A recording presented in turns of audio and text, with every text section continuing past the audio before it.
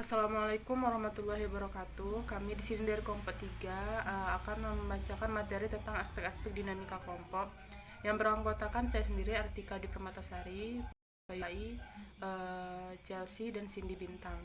Aspek-aspek di dalam dinamika kelompok adalah karakteristik, unsur maupun komponen yang ada di setiap anggota dalam suatu kelompok. Dapat dikatakan bahwa kelompok ini berdinamika karena disebabkan anggotanya yang dinamis.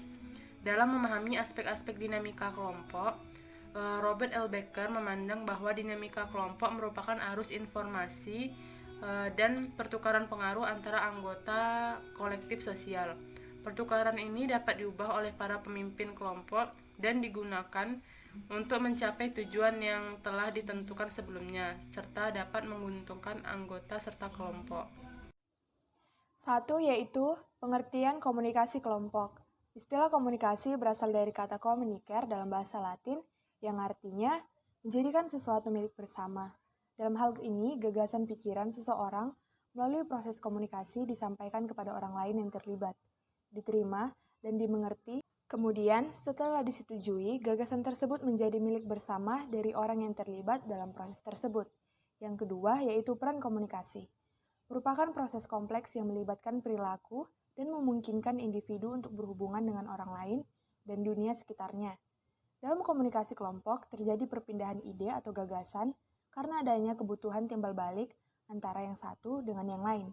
Kesalahpahaman dalam berkomunikasi perlu dihindari, yaitu dengan adanya keterbukaan dan musyawarah dalam satu kelompok. Yang ketiga yaitu ruang lingkup dalam analisis komunikasi. Yang pertama, struktur sosial komunikan. Struktur ini terbentuk oleh adanya perbedaan status sosial di antara warga masyarakat yang berpengaruh terhadap pola-pola komunikasi yang disebabkan oleh perbedaan ucapan bahasa dalam pembicaraan antara individu dalam status sosial yang sama, ternyata kurang layak digunakan apabila percakapan terjadi antara individu yang status sosialnya berbeda. Yang kedua yaitu nilai kebenaran ucapan. Nilai kebenaran dari ucapan yang berkaitan dengan kondisi yang mendukung dan menolak kebenaran ucapan itu, meliputi kondisi lingkungan fisik dan sosial ketika ucapan itu disampaikan. Yang ketiga yaitu susunan kata berdasarkan susunan percakapan. Apabila seseorang mengucapkan satu ucapan, kebenaran atau kecocokan dari ucapan tersebut hendaklah dinilai dari susunan atau keadaan yang sedang dialami oleh pengirim pesan. Yang keempat yaitu latar belakang kebudayaan.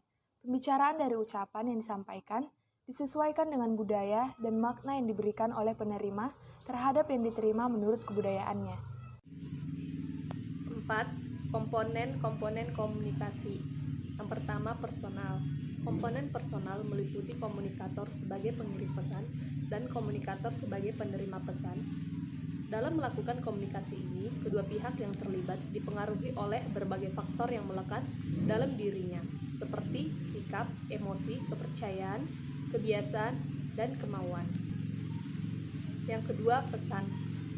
Pesan komunikasi merupakan perwujudan dari gagasan yang ada di dalam pikiran seseorang yang disampaikan dalam bentuk lambang, baik verbal maupun non-verbal. Yang ketiga, media. Media komunikasi adalah sarana atau alat yang memungkinkan proses komunikasi dapat berlangsung. 5. Efektivitas komunikasi. Komunikasi efektif adalah komunikasi yang mampu menghasilkan perubahan sikap kepada orang lain yang dapat terlibat dalam proses komunikasi. Tujuan dari komunikasi efektif ini adalah memberikan kemudahan dalam memahami pesan yang dapat disampaikan antara pemberi informasi dan penerima informasi, sehingga bahasa yang digunakan oleh pemberi informasi lebih jelas dan lebih lengkap, serta dapat mengerti dan dipahami dengan baik oleh penerima informasi.